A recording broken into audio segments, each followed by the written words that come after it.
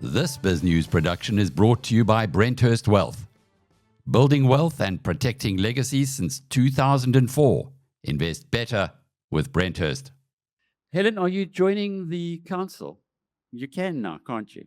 I can theoretically. I'm still the DA Secretary General, which is a lot of work. And so I'm often working very late into the night to do all of that. So I'm enjoying the campaigning so much and being out on the streets and in all communities that I don't want to be reading agendas that are that fat and doing that sort of thing, because I take it very seriously. When I'm a councillor or a politician, I read everything that comes across my desk. So I'll wait till after our Congress, because I'm stepping down as the Secretary General at our Congress, and then I'll see if in our analysis, myself and the campaign team believe it's better for me to be inside or to be outside. When you're inside, you're hemmed around by all kinds of rules about ethics. For example, I've been arrested in 2 election campaigns, and if I had happened to be arrested while I was a councillor in the city of Joburg, they would in fact then suspend me for a year, which wouldn't be useful. So I have to make provision for every eventuality, and it's not too rare an occasion that some policeman picks me up somewhere, so we'll have to see.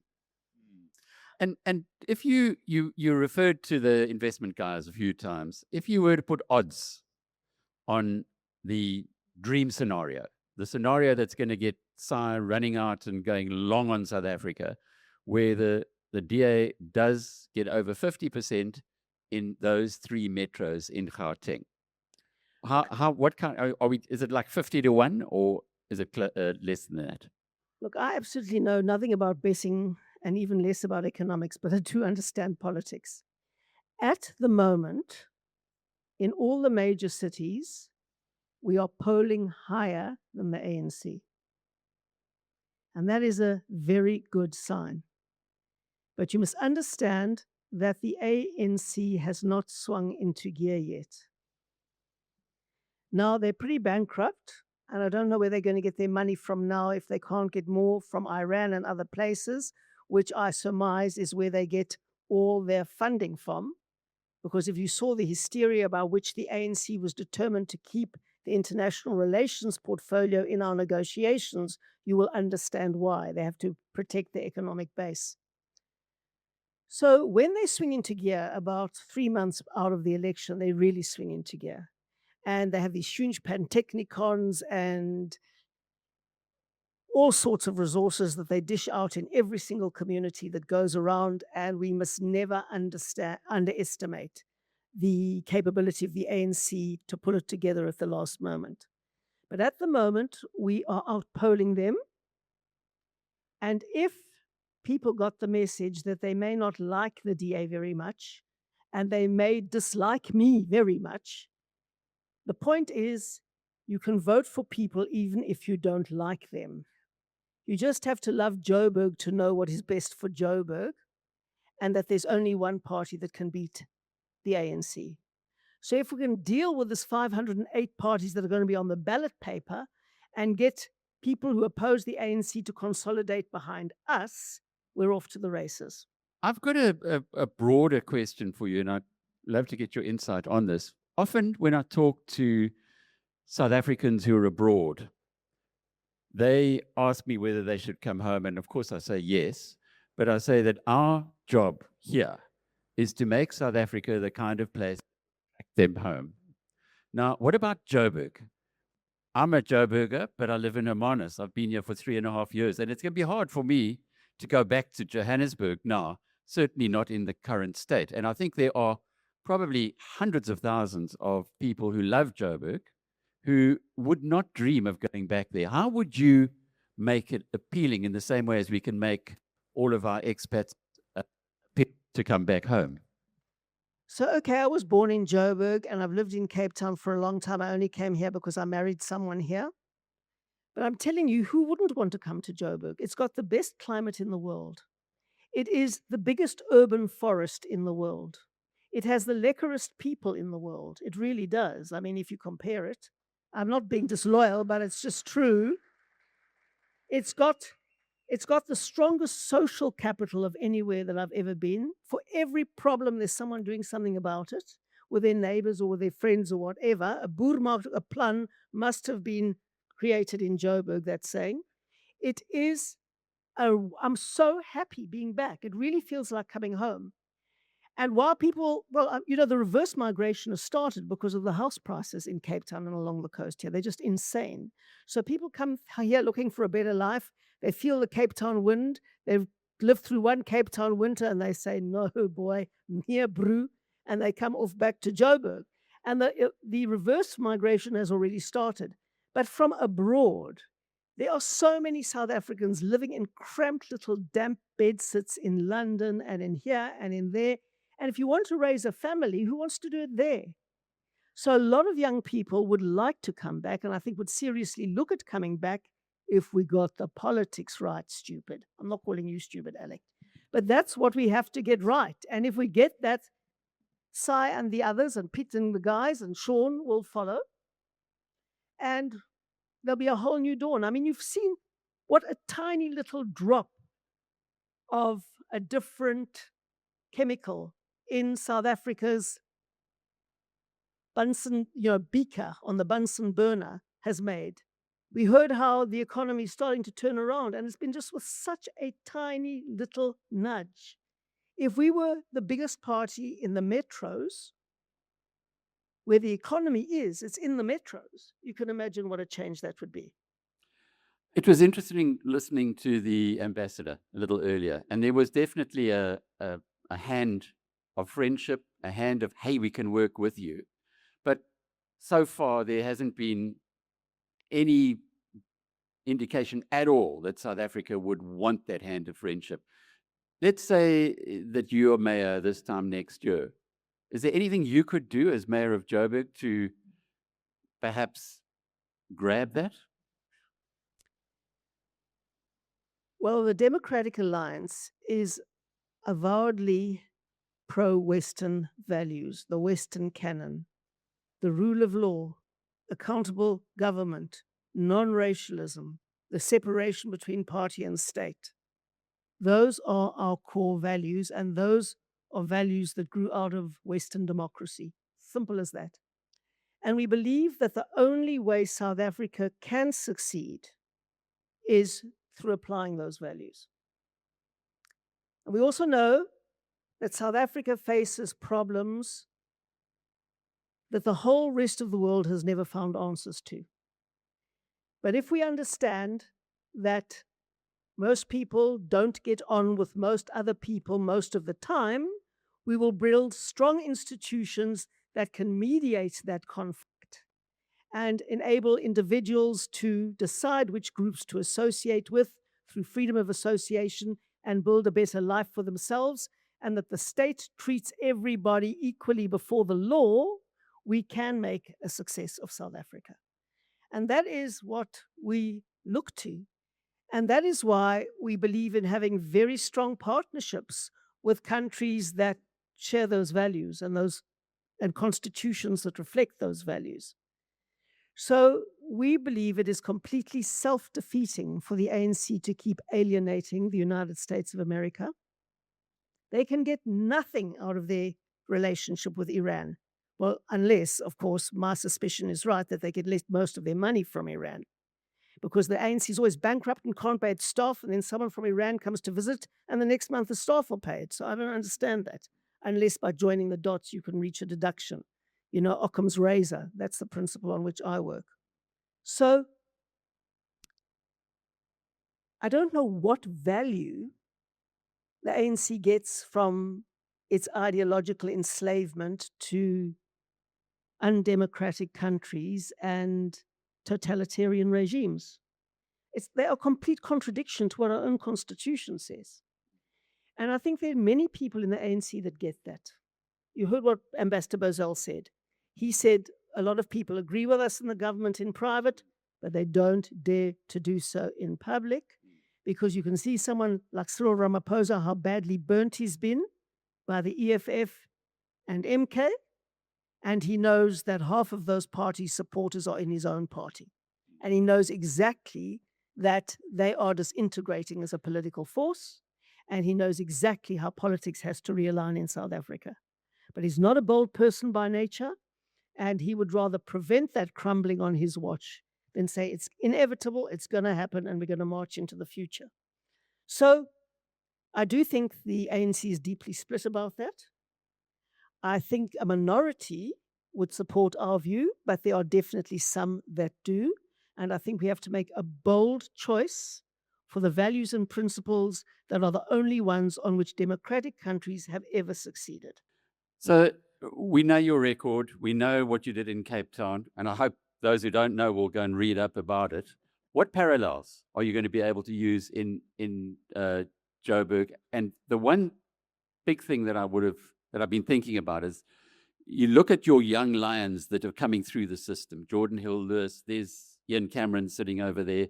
You've got, you mentioned not Chris, but Chris Pappas by name. And we've got Celia Brink also talking here, the nominee for Tshwane. You've got some really top, Ashore Sarapin, who's doing a great job as Deputy Finance Minister. You've got such good talent. Can you suck any of them into Joburg to come and help you? Well, I'm trying. Jordan loves being the mayor of Cape Town. Celia is passionate about Tshwane. Chris Pappas, well, I'll let him to explain his future himself. Ashore Sarapin's a first-rate Deputy Minister of Finance. He's now going for my job, and I think he's got a lot of support in the party for that. So we've got brilliant young people, and you know what? It didn't happen by chance. It happened by deliberate strategy, because we've been running a young leaders program since 2006 when I first became mayor of Cape Town, and we go around and look for the brightest and the best.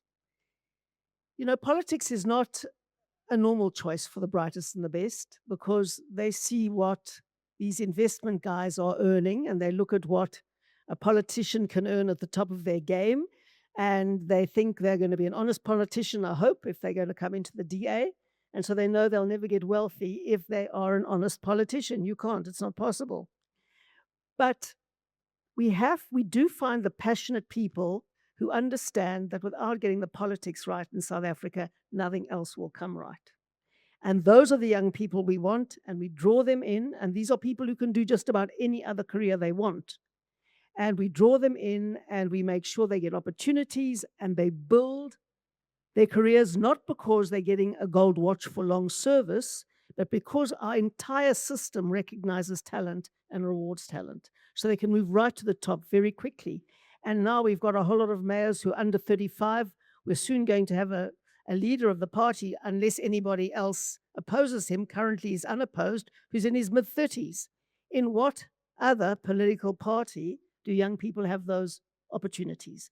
So they are great. Bringing them to Joburg is a little bit more difficult, but we've got great young people in Joburg. They've just been under this incredible dead weight of a dysfunctional government. And they'll all come into their own if we get a proper government in Joburg. We're going to the questions in a moment, but I've got to ask you for your comment on Frans Cronje's very strong opinion to say that by putting you forward to be the mayor of Cape Town, of Joburg, was a brilliant chess move. He said it was the best move that the DA has made in a decade. How did you guys decide on that? Well, really, it was because we had battled to find someone who we thought had the resilience and the perseverance, and the hardigheid is the only way I can describe it. I mean, Afrikaans has the best words, you've got to admit it. The hardigheid to actually do that job. We've got very brilliant youngsters in Joburg in the DA's caucus, but to take over a criminal sphere of government, and Cape Town was never as corrupt. In Cape Town, we had a few rotten apples in an otherwise nice barrel. But in Joburg, you've got a few honest people in a completely rotten barrel. And so it's a completely different level of transition and turnaround that we need in Joburg. And so we looked everywhere in the business community. That was a bloody non-starter, because when they see what a mayor earns, they say, oh my God, you're not serious. This is a 90 billion rand a year annual enterprise. And is this what a mayor earns? Go and talk to someone else. So they're not interested in that. And even people in the NGO world scoff at coming into politics. In fact, the most bizarre thing is that many people in the NGOs think they're very holier than thou and pure if they say, we don't do politics. Well, how do they think anything will change? The ratepayers and residents associations do exactly the same. No, we can't be politicized. I say, there's no other way to save Joburg, guys. You can do a lot of things in your own community and fix things, but you can't fix the billing system. You can't fix the infrastructure under the grounds, the pipes, the electricity reticulation network, anything. So you better understand that only politics will fix it. And would you ever put somebody in charge of a 90 billion rand per year enterprise without at least listening to them or interviewing them? So people just don't get it. They feel holier than thou if they say, no, we don't talk about politics. It is complete nonsense. And that is what we're facing at the moment. So turning it around is going to be massive. And I tried and I nearly succeeded with one person who also pulled back because of the salary of the mayor. And then we had to go back and say, well, what the hell do we do now? And then I said to myself, Zille, you can do one more term. You can go for it. And so I did. I put my hat in the ring.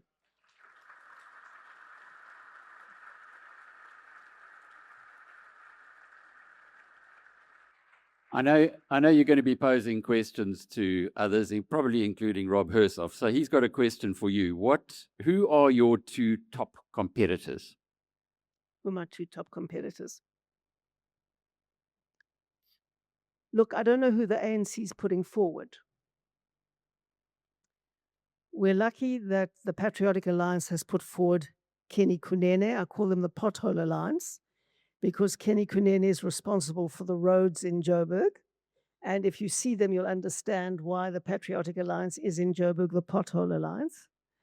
So we're glad that they've put forward Kenny Kunene. I do think we mustn't underestimate Herman Mashaba, because there is an absolute deep hatred of foreigners in many parts of Joburg. And the extent to which he hammers on that point is a vote winner for him, and he's going to do it more and more and more, even if it has disastrous consequences, as it may do. So I think those two, and then it depends on who the ANC puts up. But they are so internally divided that they almost split down the middle, whoever they choose. So when I spoke to a senior ANC person and I said, who are you going to put as your mayoral candidate for Joburg? They said it'll be definitely a person with a national profile. So it depends on who. And let's see. But, I take every opponent dead seriously, because every vote we lose, the ANC is more likely to win. But the strategy is to get the vote out, ensure that the DA voters come to the polls. That is the biggest risk we face. Not our other, people, when I'm in an audience like that, they say, well, Helen, why are you speaking to this audience? Look at us, don't stop preaching in church. Go to other communities. And I say, I'm in other communities far more than I'm in audiences like this. All the time, in Alexandra, in Orange Farm, in Zandspruit, in Soweto, everywhere, all the time. But that's not where our key threat lies. Our key threat lies in DA voters who don't get registered and don't vote. That is the core problem. And it sounds so bloody obvious. And if every person who voted DA last time just brings one other person with him to vote DA this time who didn't last time, we will get that clear majority. But they've got to do that. Nelson's got a question for you. He says you were mayor of Cape Town from 2006 to 2009 and also served as DA leader during that period. Do you see any challenges for Jordan Hill-Lewis being both mayor and party leader? Look, there are challenges. I think the biggest challenge is that Jordan's a very committed father. He's got a daughter and he likes to spend a lot of time with his daughter. And hats off to him for that. One of my biggest sense of concern, perhaps guilt, is that I perhaps didn't spend enough time with my young family growing up. Thank goodness for my husband. But my guys are fabulous, contributing, lovely people, and we're still a very close family. So Maybe benign neglect was the better option for raising them. Who knows?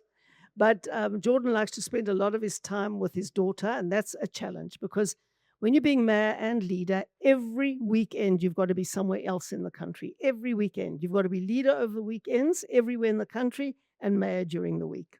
So that's a big challenge. Jordan has got an extraordinary intellect. He's got an exceptional way with people. I mean, I've never seen a people person like Jordan. He can make his opponents feel welcome and liked, which I can't do. My fists come out far too instinctively. So he's got so much going for him, and he's got such huge capacity that I think it'll be a breeze. He also did manage to get, lest we forget, the leaders of the EFF and the ANC in the city of Cape Town to join him or to join the DA. That's unusual. That is unusual. I mean, look, eventually, most people in other parties realize that they would like internal democracy, that they would like accountability, that they would like to be judged on what they know rather than who they know, and that they would like internal fairness. And the DA is literally one of the very few parties, I don't want to say the only one, but one of the very few that offers that. And I can also say this without fear of contradiction. Everyone who has left the DA for another party ends up being sorry that they did. Shelley Waters is from Joburg, I know, and she says you have a reputation for discipline and clarity. But South Africa's crisis is not only about diagnosis, it's about execution through weak institutions. What have you learned from your own years in government about where reformers most commonly fail, and how would you avoid repeating those mistakes in Johannesburg? It's a very good question. If I could, I would get rid of a lot of people who I know are corrupt, because I've been very grateful to all the whistleblowers, and there are some who come to see me in the dead of night and tell me what is going on behind the scenes. And they do so literally at risk of their lives, as you know. They do so literally at risk of their lives. So I've got a good understanding now of the network of corruption and the extent of it. And ideally, I would love to go in and say, you're out, you're out, you're out, you're out. But you can't do that because there are laws in South Africa that make it enormously difficult to get rid of anybody without paying them a fortune to go. And that really runs against my grain to pay corrupt people to leave. So I'm not going to be doing that. Without giving away a strategy that is going to create huge resistance, so I don't talk in too much detail about the strategy, there are some easier access points in Joburg than others. Just for one example, the entities that are supposed to be the cutting edge of delivery in Joburg have boards, and the mayor gets to appoint or dismiss those boards. And that's a huge and significant capacity that a mayor has.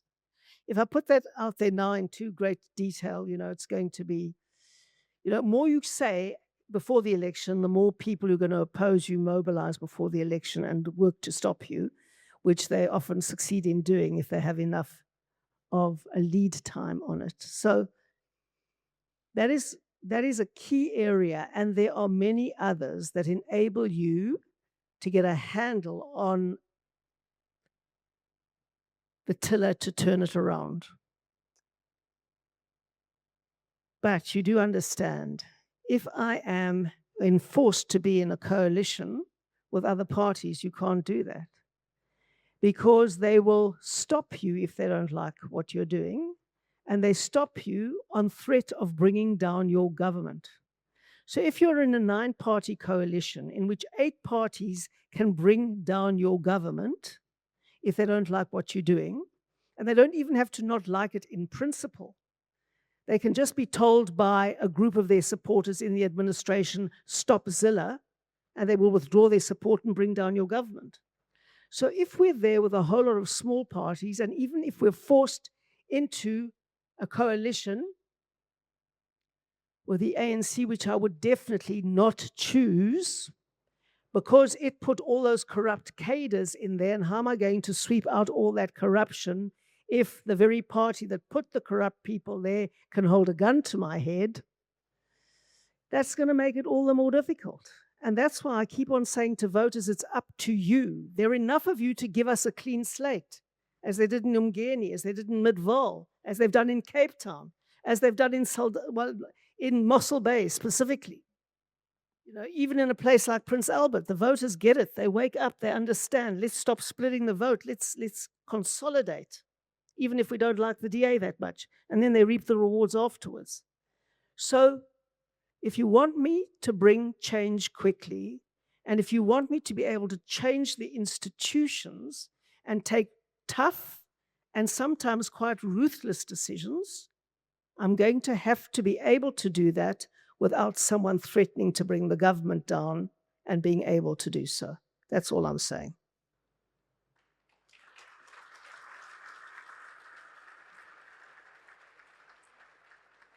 John T. Sachs, who's also from Joburg, says, the DA and Action SA are likely to hold a majority together.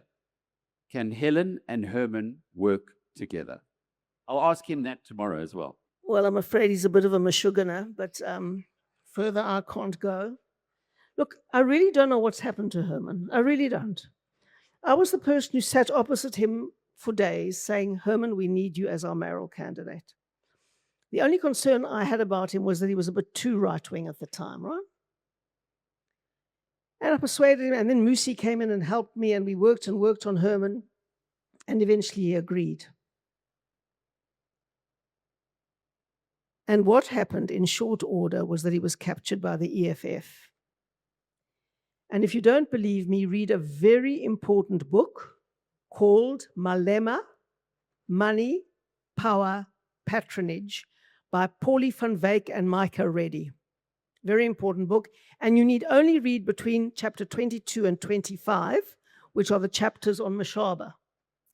And it shows how, because Mashaba got into power through doing a deal with the EFF that I was dead opposed to. And at that time, I think that's where Herman started turning against me, because I said, if we rely on the EFF to put us into power, they will have a vice grip on us, and we will have to dance to their tune to stay in power. But the DA had all kinds of arguments at the time, and I put my case to the federal executive, and I lost, which is fine. You often lose in politics, but we saw the consequence. So on the question of the Joburg Roads Agency, on the question of city power, on the question of the AfriRent fleet, on a whole range of other things, those chapters in the book spell out, point by point, how Julius Malema instructed Herman Mashaba to do what he wanted, how Herman Mashaba did. And Julius Malema was the first person to call Herman the EFF's mayor. We only started calling him that after Julius did. And so the last one was to bring Floyd Brink in as city manager of Joburg. And a more inappropriate appointment you can't think of. That happened under the DA, under Herman Mashaba.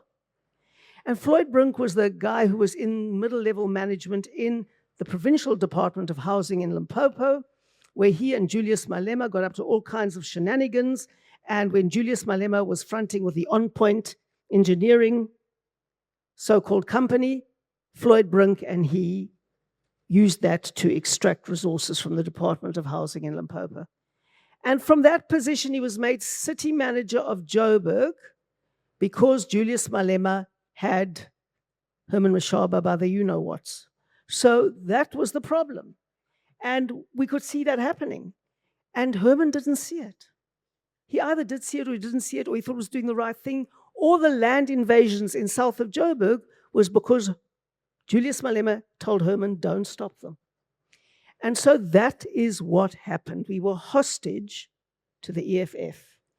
And then the ANC very cleverly wanted to bring a motion of no confidence in Herman Mashaba. And the EFF was going to support him, and they all thought that the DA would.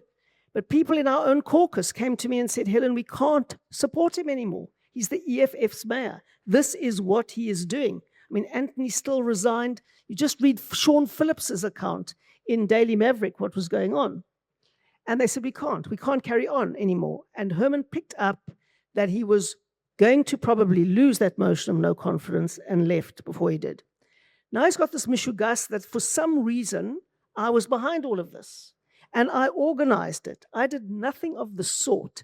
And he carries on about the Institute of Race Relations for some extraordinary reason. There is no foundation to that belief. None whatsoever. It is a product of, I'm afraid, a diseased imagination.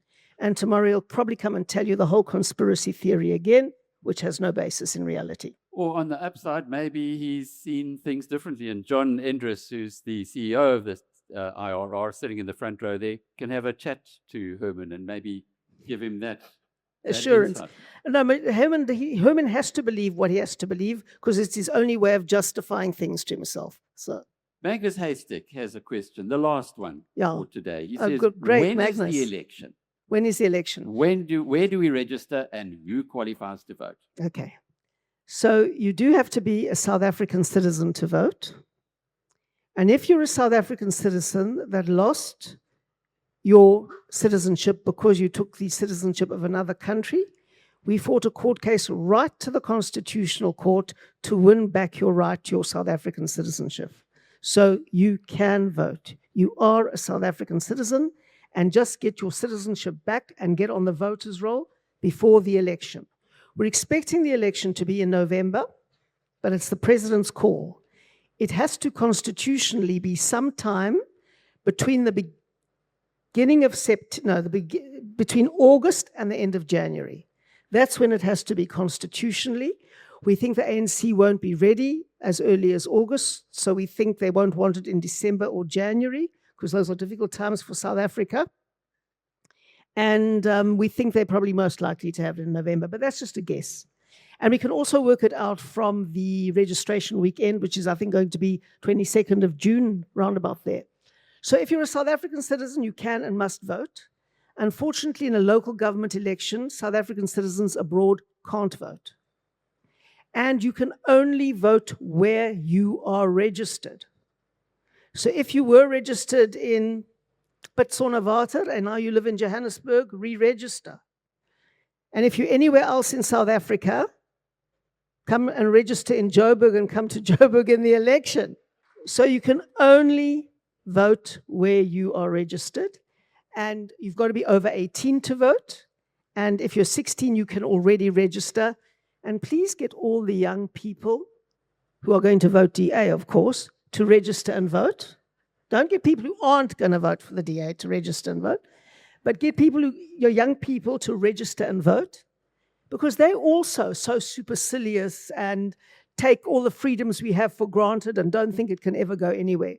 You know, I mean, my sons once didn't vote in a UCT SRC election, and I clapped them so hard that they've never forgotten it. So get your kids to register and vote, and don't take any nonsense. Thank you, Helen. This BizNews production is brought to you by Brenthurst Wealth, South Africa's leading boutique wealth manager, trusted to guide families for over 20 years. Invest better with Brenthurst.